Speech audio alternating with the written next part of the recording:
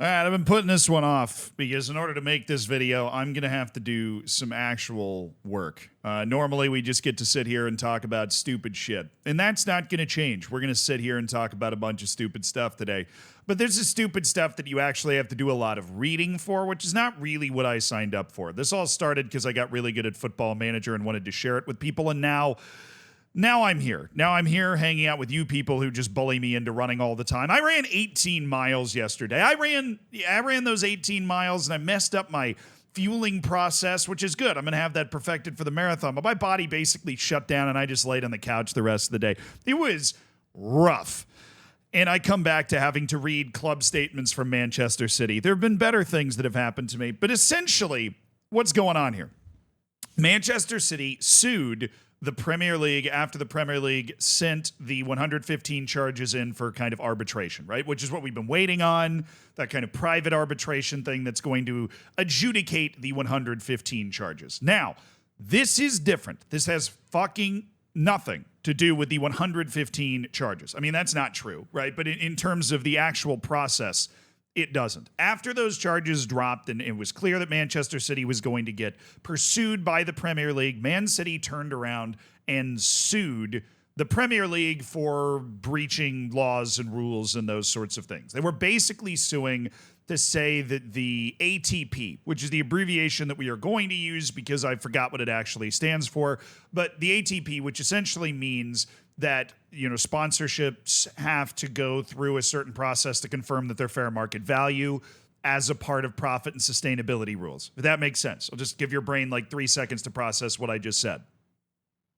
Right, so the sponsorship has to go through a process to determine that it's fair market value and all of the specifics of that process. Man City was suing to say in the United States that it was basically unconstitutional, but that is against the law in the UK. That's their lawsuit, right? Manchester City, as well as any other Premier League club, basically, is going to be arming itself with the best possible lawyers. And as somebody that comes from a family of lawyers, which is true, I have an unbelievably large number of family members that are lawyers. What very good lawyers do is they don't get you out of things. They just make it incredibly painful for everybody else.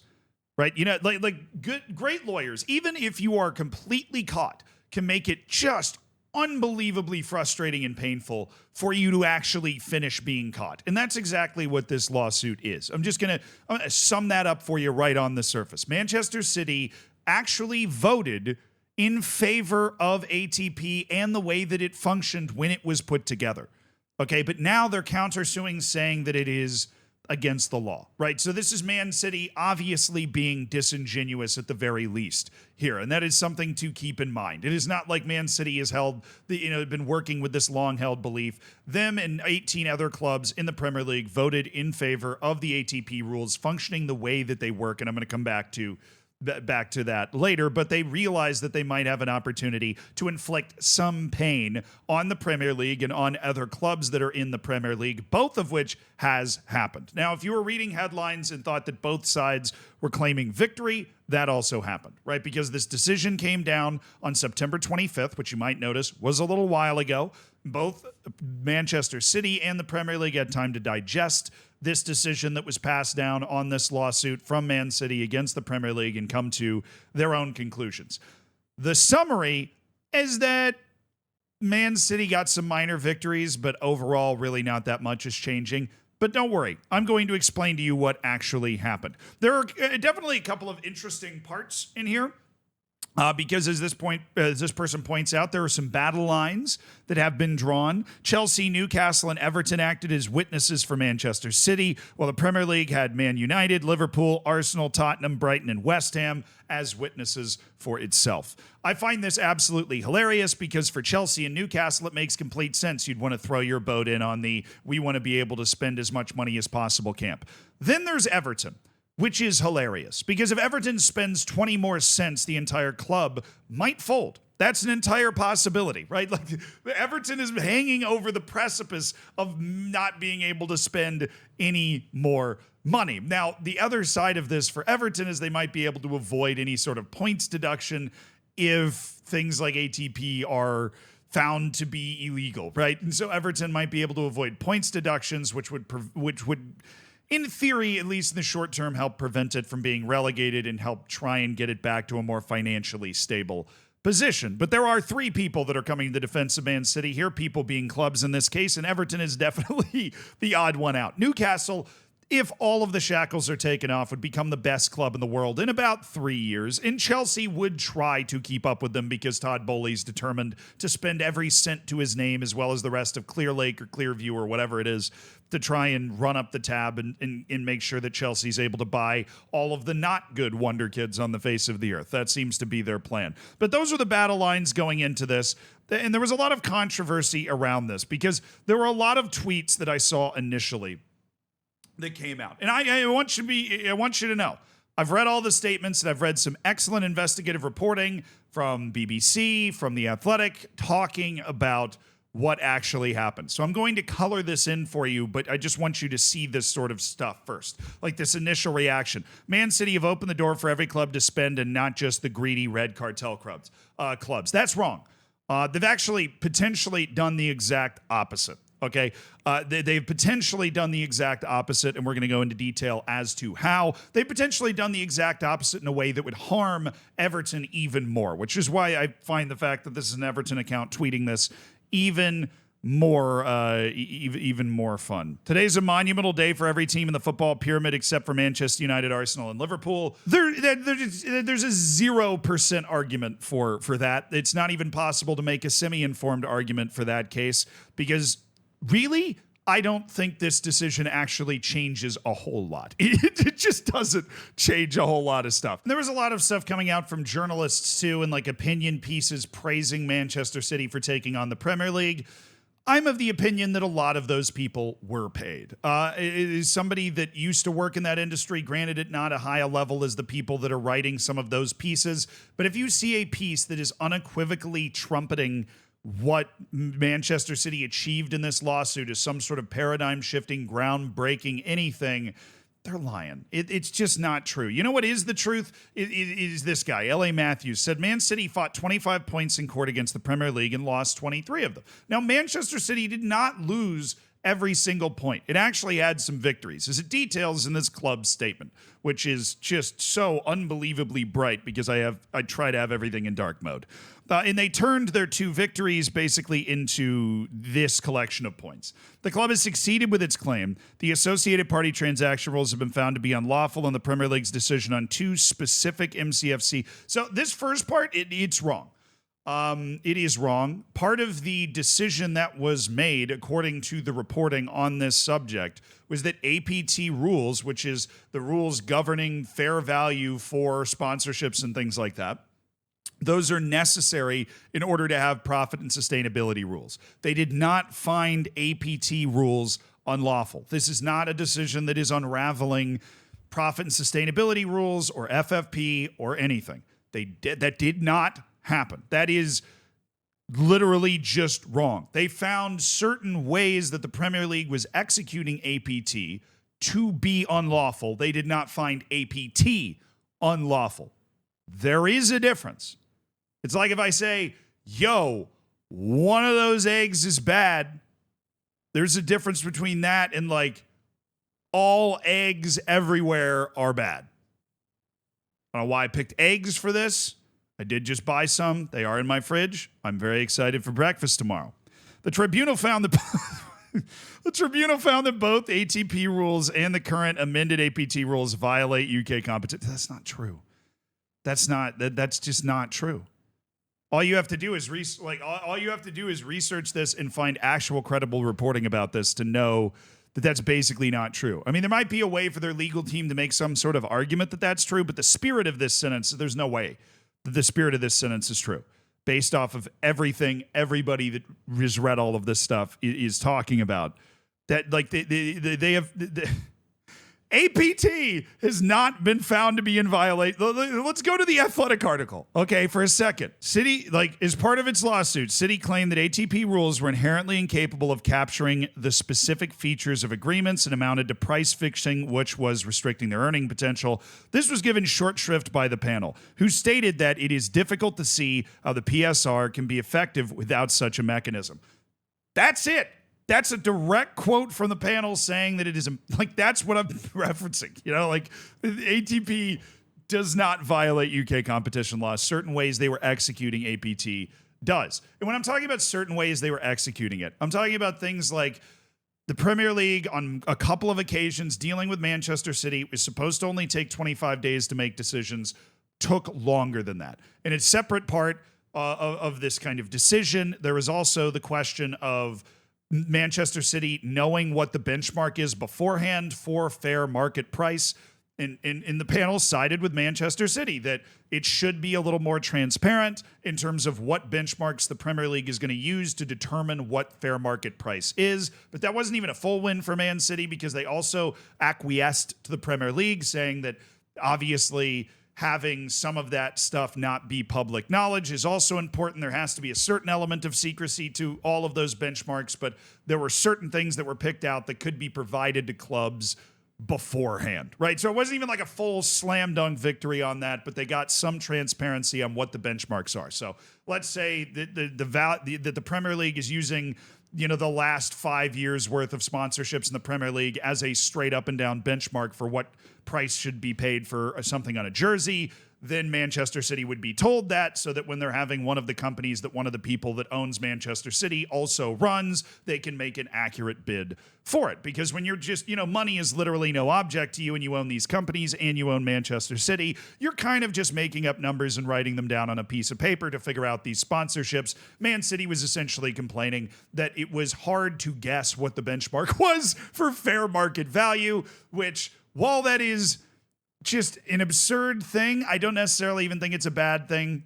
It just is an absurd thing. There is a difference, right? Because Man City being sponsored at fair market value by its companies is fine. I mean, that does make sense. There's no way to prevent that, and it's something that you should allow. I just think it's funny that Man City doesn't know what the fair market value stuff is.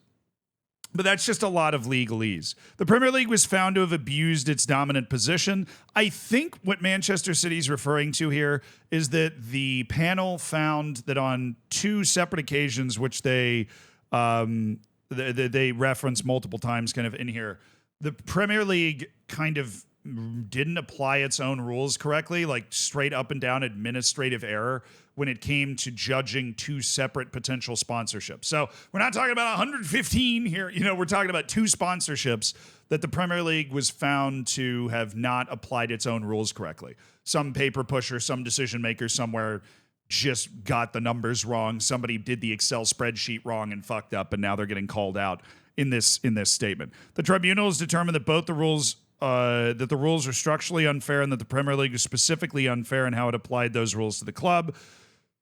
At a certain point, in order to get to the number of bullet points they managed to get to, which is 8, you do have to just start repeating yourself, and that is a repeat of what they were attempting to say in broader strokes here. The rules are found to be discriminatory in how they operate because they deliberately excluded shareholder loans. Boom. This is the biggest win for Manchester City. And when I said earlier that there was something that they were doing to actually hurt other clubs, this was, according to some of the people that were writing about it, The Athletic included in this, so I would encourage you, if you're really interested in the nitty-gritty, find The Athletic's article about this topic. They do an incredibly good job, very detailed coverage of this. If you want to get into all of, you know, like the weeds, you want to be the weed whacker here, right? But this is the big thing. This is the one thing that could be not what the Everton fan account is calling like the greatest day for all the clubs that aren't just the big clubs. This is something that could just change the way finances work in the Premier League in a way that the other stuff is really just going to change the, you know, like the timetable and the how much information is available about the benchmarks for sponsorship fair market value. That's all bureaucratic shit, right? That's not going to change the fundamental way that any of this works.